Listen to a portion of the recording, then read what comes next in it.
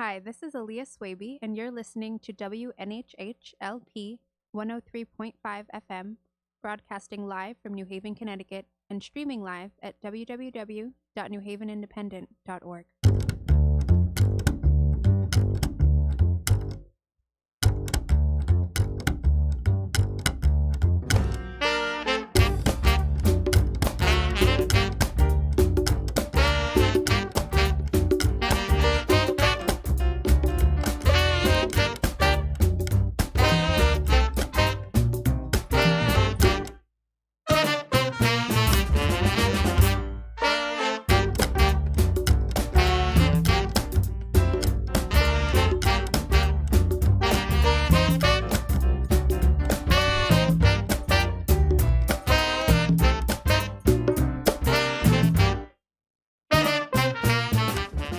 Hello and welcome to WNHH Radio's Dateline New Haven.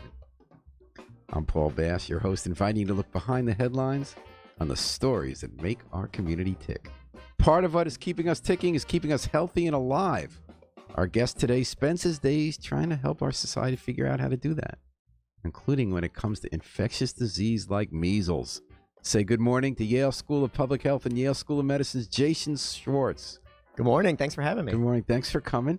Dr. Schwartz knows a lot about vaccines and vaccinations, not only about what they do, but how we go about trying to put them to use in a society beset by deadly misinformation and disinformation. Welcome to WNHH. Thank you. Thanks to be Thanks here. for coming. Do you mind if I just quickly look at your titles? Because Sure. they're actually long. Go for it. But when I looked at it, it gave me a better sense of what you do.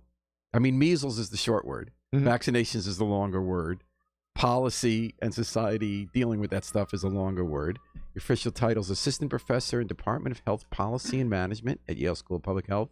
Secondary appointment in the section of the History of Medicine, which is going to be interesting here, the Yale School of Medicine, and affiliated with the program in the History of Science and Medicine at the Institution for Social and Policy Studies. You've written widely on vaccines and vaccination programs, decision-making in federal and state health policy, and the structure and function of scientific expert advice to government. So do you actually give advice to government? I'm interested, I do sometimes, and I'm especially interested in the ways in which that advice gets structured and organized. I'm interested in the role that experts play in helping public health policymakers do their jobs better. And then Do you testify at public hearings? Do you get phone calls from public health departments? sometimes I do. Sometimes I'll submit written comments to legislation. Sometimes I'll consult informally. So I do some of that myself, as well as I try to understand how it works and how those sorts of mechanisms can be done better. Okay, I got a leading question for you. Shoot.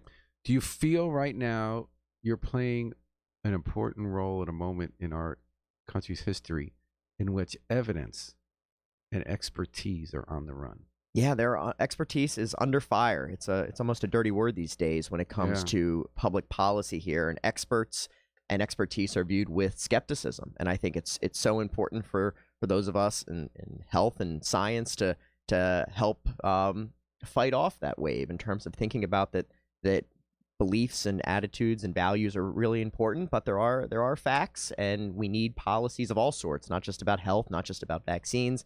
We need policies that are informed by evidence, and we have to figure out how to make that make evidence great again. Make evidence great again. Because as a journalist, I kind of have seen this argument go round and around. So when I was like 40 years ago getting into journalism, I was swayed by arguments saying there's no objective truth, and that Walter Cronkite or mainstream news outlets had such a set of biases.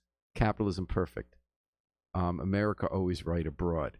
That any other facts were really just cobbled together information out of context to prove a point, and that the way you got at truth was having all the competing versions collide.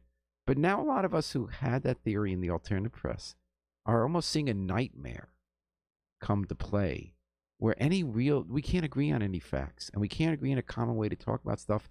And when it comes to someone like you that has to deal with, like, first has to, in the national political realm about whether you're breaking laws or not, and whether having foreign interference with government or talking about issues in campaigns. But when it comes to that, you're watching it come down to measles, right? So how's that playing out? How is that distrust of information and skepticism about context and facts playing out in the ability to keep people from getting measles? Yeah, it's been a real challenge for measles and for vaccination generally for the last 20 or 30 years in terms of there being a marketplace of ideas and truths, with a plural, in terms of what we know about vaccine-preventable diseases, what we know about vaccines, and who we ought to believe. And for journalists, for the media, who are such an important vehicle for helping get ideas and evidence out to the public, it's been a real challenge for the last 20 years to figure out how to cover these quote unquote debates around vaccines in ways that recognizes these minority opposing views. Because again, when I go back to the past, Mm-hmm. there was this over reliance always on experts. See, like New Haven had planning experts about how you build a city, and they got everything wrong about tearing down older buildings, the way people interact with each other on a sidewalk, or why someone would invest in a building and what they would put in it. But this is a little different, isn't it? For sure.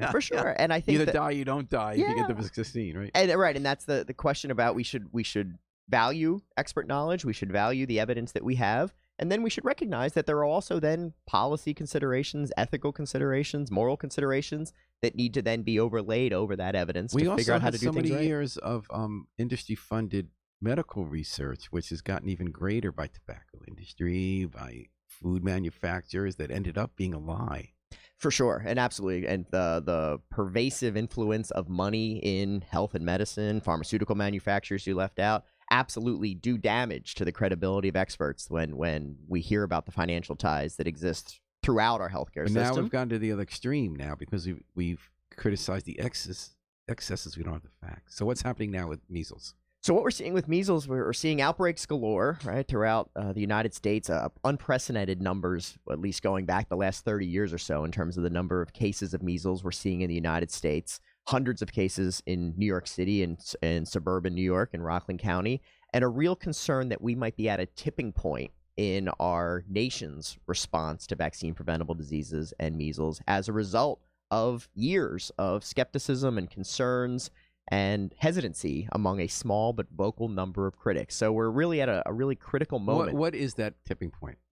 Well, the question is, we've had for 20, 30 years, even longer, a small number of parents who have been outright opposed to vaccines and are convinced they're not nearly as safe or effective as the overwhelming consensus of the medical community thinks they are.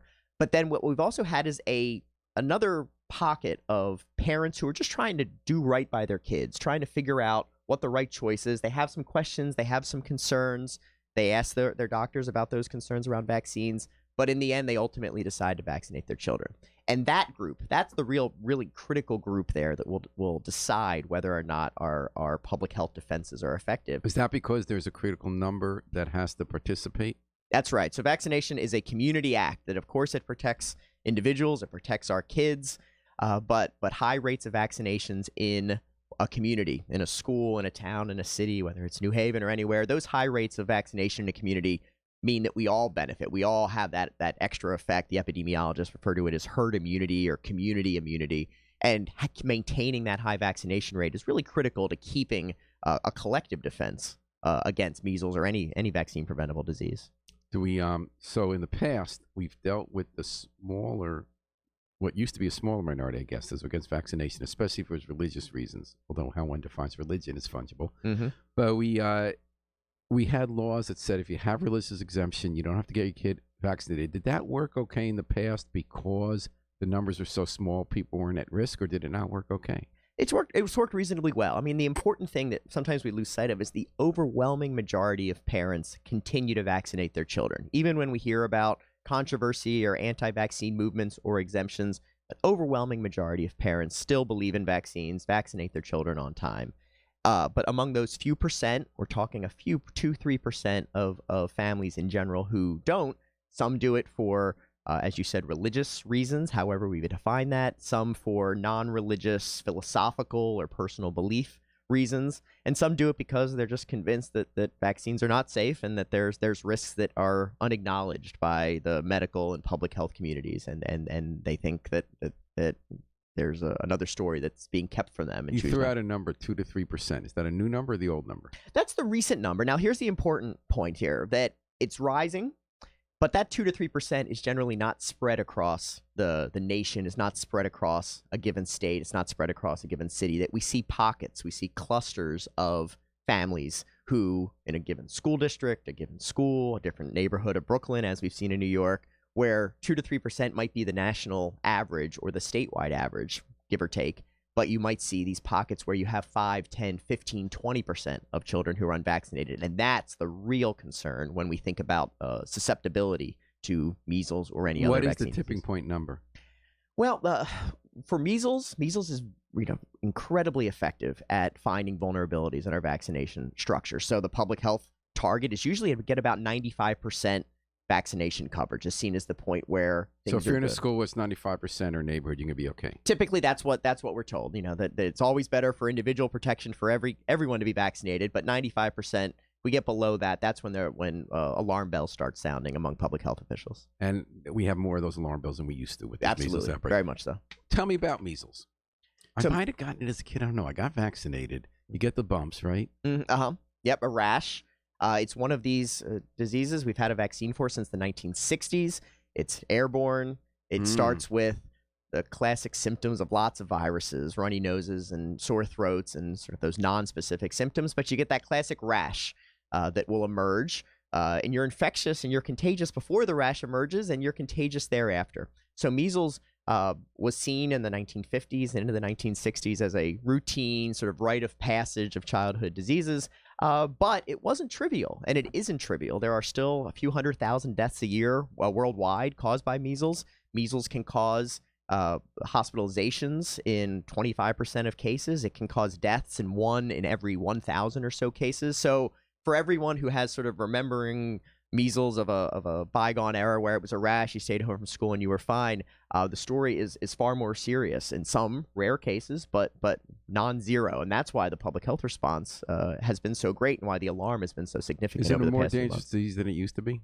No, I don't think so. I think it's still as dangerous as it was, but certainly the risks of measles have receded into the background because of the fact that vaccination programs have been so successful for Had so we many mostly years. wiped it out? We had in the United States, we had declared measles, and this has been in the news, and it's probably puzzled people. We said we've eliminated measles. It has been declared, but now we're hearing hundreds of cases. So around 2000, the public health community for the Americas said that measles had been eliminated from North, Central, and South America, meaning that there was no more measles circulating uncontrolled. So that the cases we see now are cases that are imported, are traced back to parts of the world where measles hasn't been eliminated. In this case, more recently, Ukraine, Israel, the Philippines, is what folks travel to these places where measles is still prevalent. They come back. They may be unvaccinated. They may be around folks who are unvaccinated. So we were very close. There's an eradication effort that's been underway for many years. So measles had been, certainly in the United States, a very, very minor concern. And we're seeing, again, numbers that we hadn't seen since the early 1990s nationwide. And are people dying? So far in the United States, thankfully, we haven't seen any deaths of the 880 cases in the U.S., but that's a losing gamble. The more cases that we see, that 1 in 1,000 risk becomes, just as a matter of statistical likelihood, more likely here. So I think, unfortunately, the longer this outbreak goes on, And when did this outbreak start with the 880? The 880 began last fall. There's several outbreaks now throughout the country. The most prevalent are those in the Orthodox Jewish communities in New York and Rockland County, but there are now outbreaks around the country. And it did reach here. I got a call Friday afternoon recently, a few weeks ago, that in New Haven, in one of the smaller Orthodox, well, not tiny, Orthodox communities here, someone had been at a bar mitzvah in New York, in Brooklyn, and brought it back.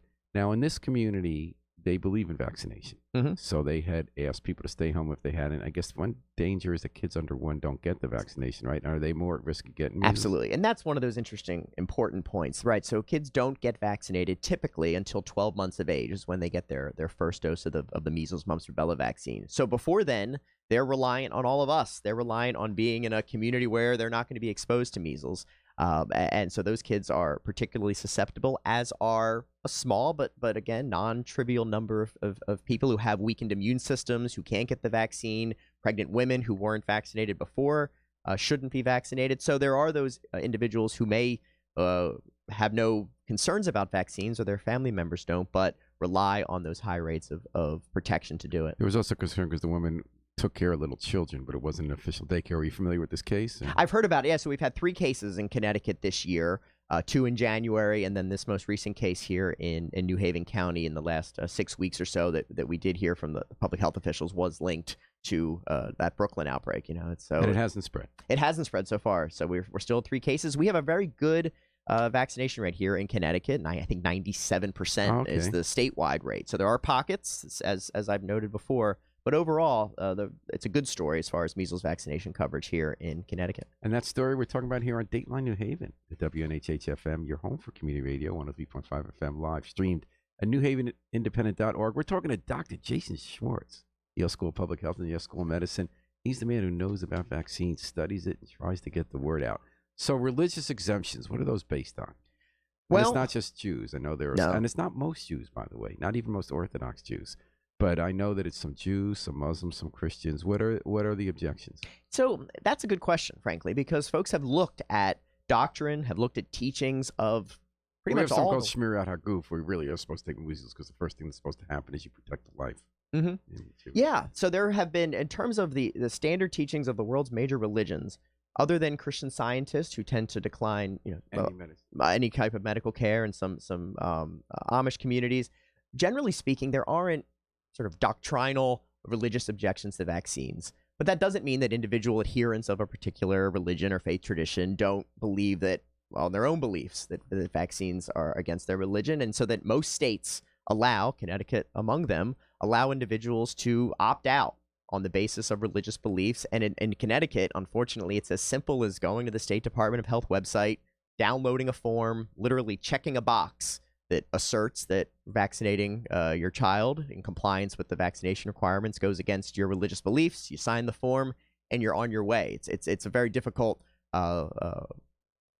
challenge for health officials to interrogate those religious beliefs. So is there a bill to change that? So there had been some discussions over the past few weeks in the state legislature to think about eliminating the non-medical exemption, the religious exemption entirely. And there's 2 choices I want to think about. So this consideration, it looks like there's not going to be a bill. It looks like the legislators have decided to hold off for a while, would have eliminated that religious exemption altogether in the way that California did a few years ago. West Virginia and Mississippi. West Virginia, Mississippi. I know. It's such an interesting. Tell me about that. It's such an interesting outlier. So for decades, those have been the only 2 states. I got California. Yeah, those 2 states since the 1970s have been the only 2 states where the only reason to get out of vaccination requirements was a medical reason. No one argues you have an allergy to a vaccine or some other reason. A medical exemption is justified. That's true in every state. But for sort of quirky reasons of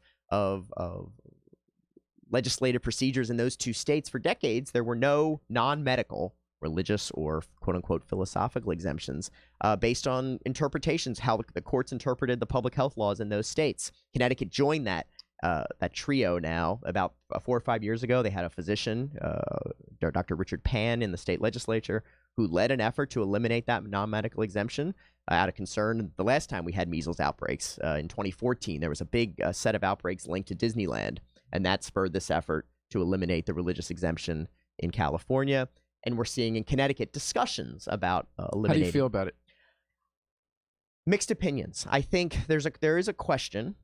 We have to proceed, I think, carefully with thinking about eliminating this opt-out for those small number of individuals who have really serious reservations about vaccines, especially in such situations where we don't have an outbreak. I think there's a middle ground that many states, many public health officials, many advocates of vaccines, and I include myself among them, think about of saying, at the very least, we can tighten those procedures by which individuals with really sincere religious beliefs could obtain and receive those exemptions. It should be harder than just downloading a form, checking a box, and sending it off.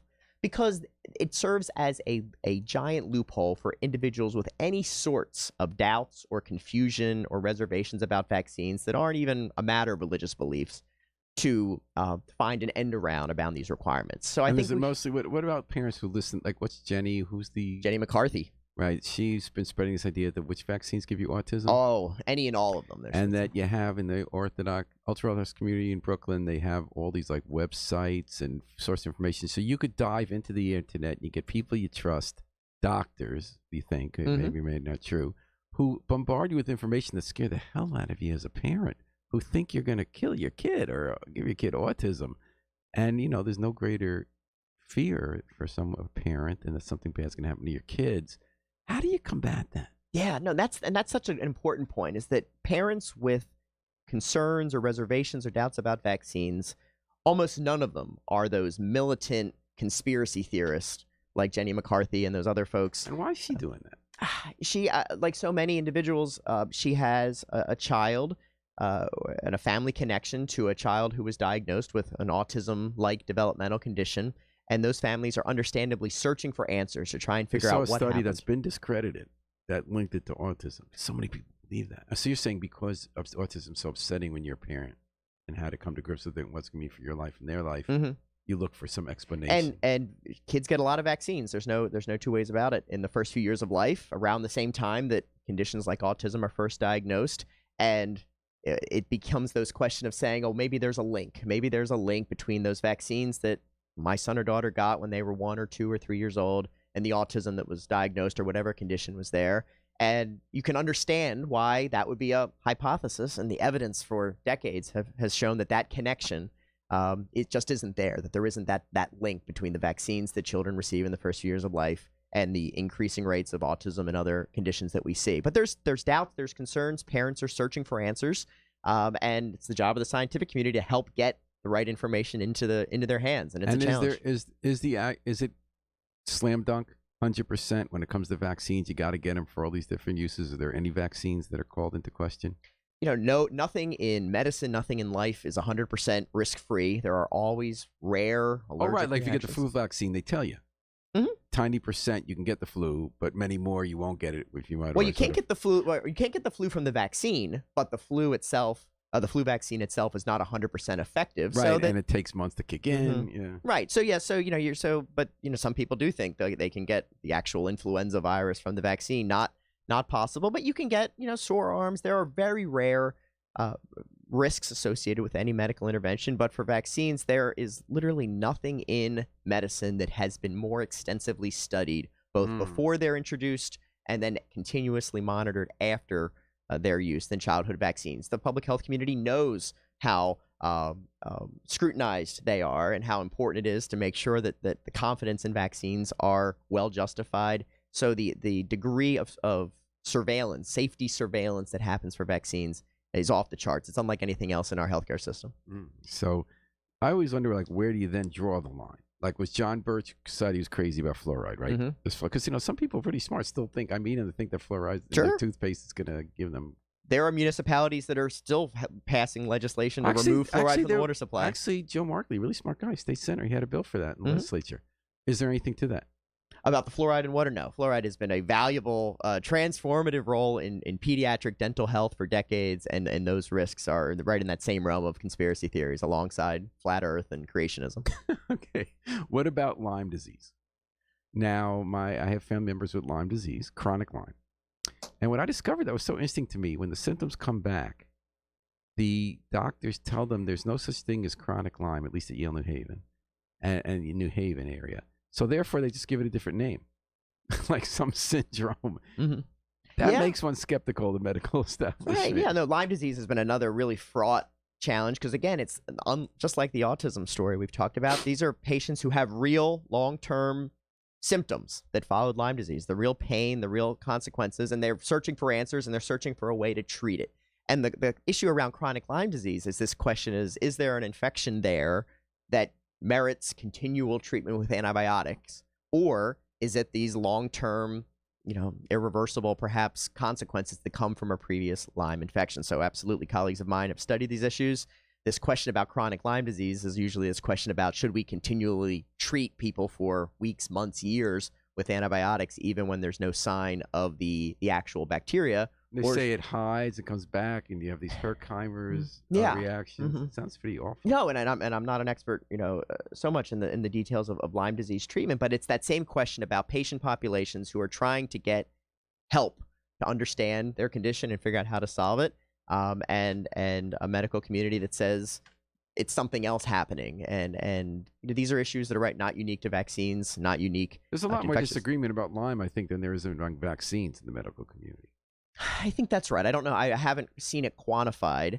Yeah. I know, but both groups have absolutely passionate patient advocates who are fighting to hear their voices heard. I think there's lots of parallels there. And there was a Lyme disease vaccine, I should note, in the early 1990s, late 1990s, that was available and was taken off the market in part because there wasn't enough demand for it. That there wasn't.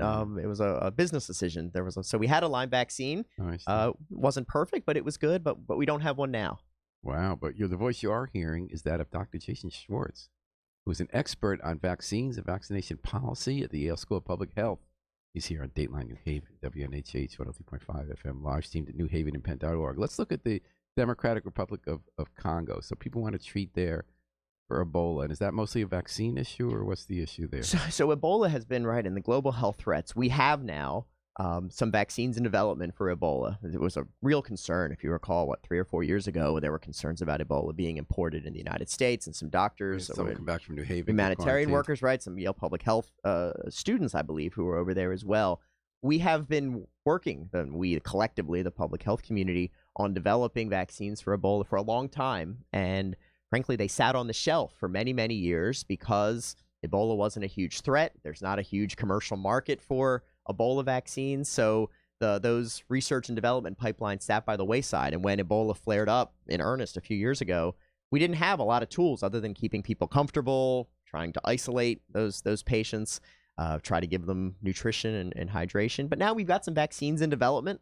We're figuring out, again, how to scale them out. They're being deployed in response to these outbreaks. And it's a real example, in the same way that measles is, frankly, is that we're a global community here, that a threat to one country is a threat to all of us, and we have to think globally, not just think about national borders as a tool to protect us against health threats, because that's not going to do the job. I've been blown away by the coverage in the Republic of Congo, where public health workers, people like you who were there trying to save lives, public health people, they're more scared of getting killed by family members of patients than they are of getting Ebola. Yes. They had to stop a funeral because people were attacking people who were there. What's that about? And this has been another example just like this has been the quest to eradicate polio, another vaccine from bygone decades here in the United States, but it remains a global threat. We've had polio eradication campaigns in Afghanistan and Pakistan and India in Nigeria over the last 20 years. And those vaccinators, those frontline healthcare workers, and I'm not a healthcare provider myself, but I have great respect for those who are, there have been deaths, attacks on these nurses and healthcare workers who are trying to vaccinate, trying to wipe polio off the face of the earth out of concern that it's a Western conspiracy, that it's a latent, a secret attempt to sterilize communities. I mean, there's been such fears about vaccination campaigns. It's not just a U.S. story, and that the attacks, the murders of polio vaccinators has been the same thing. It's an incredible good deed those global health workers are doing. So here what's for your all of role us. in that, as somebody who's a researcher here and an advocate? How do you address this war on science and experts? How do you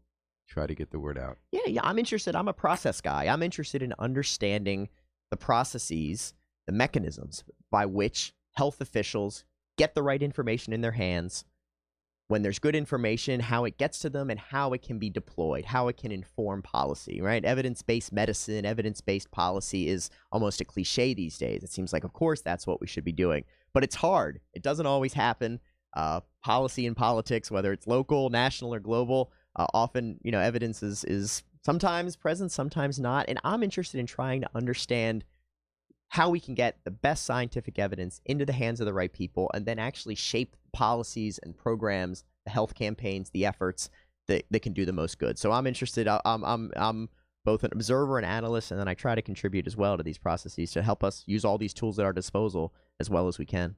So tell me a story where have you ever confronted someone outside the evidence-based community and had this conversation? Sure. On the vaccine front, you do lots of public events and panels and discussions, especially when I was down in Philadelphia in my graduate school and before coming up to Yale. And you do a number of public events around these debates around vaccines. And do you remember a particular conversation you've ever had with someone? I'll give you one. I'll give you a panel that I was at where there was a mother who took the microphone during a public question and answer period, who was convinced, who said, my child got, I think it was the hepatitis B vaccine, and he was never the same again. That the next day, he just started acting differently. He was never the same, and nothing you can tell me referring to us and my scientist, researcher colleagues, nothing you can tell me will tell me that what I saw didn't happen and that the vaccine wasn't responsible for it. And that is a powerful, very, very difficult set of beliefs to refute there. A mother's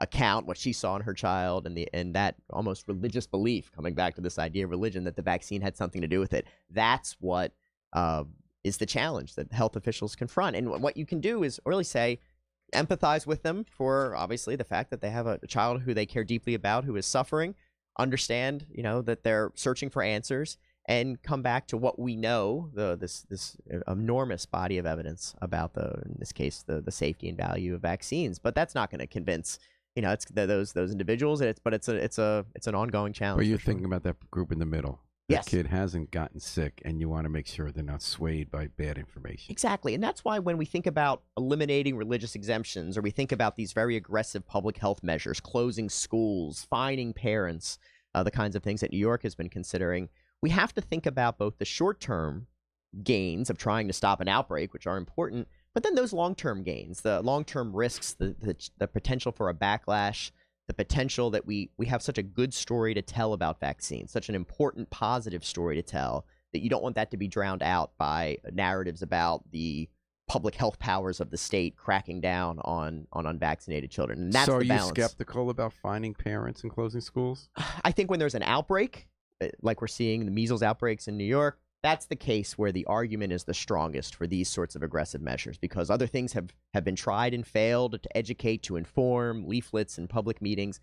When there's an outbreak, I think these responses are justified. In general, I think we need to keep keep our ammo dry as best we can. And when we don't have a situation like this, then I think we should focus on making that positive argument, that positive case for what we know about the value of vaccines and why it's such a good success story for public health. But you think that sometimes it is necessary? I think so, absolutely. And I think the New York case is an area where, there have been months of efforts that trying to really signify we got to get these kids vaccinated. That's the only way to stop these outbreaks, and to signal the importance of it by fines for individuals who are identified down the road. They're not going door to door. They're not checking for vaccination papers. But when they investigate a case, they looked at those people around them, and they're using that to try and say this is important. And I think the time is right for that in this circumstance. All right, Dr. Jason Schwartz, learned a lot here in this half hour. What are you doing next specifically? Where does this take you, this quest? I'm still interested. There's this whole other question about economics as well. These, the public health interventions are not cheap. We have to think about how we prioritize where we spend our money as well. When we have an outbreak, we direct resources from other things significantly because we need to. But then we have these ongoing challenges for public health of saying, how do we figure out return on investment? How can we use our public health dollars most wisely while still trying to bring more money into it? So I'm trying to understand the role of these economic questions as well in how we prioritize our public health campaigns. And vaccines are a good bang for its buck. It's a good place to think about these issues. All right, well, keep it up.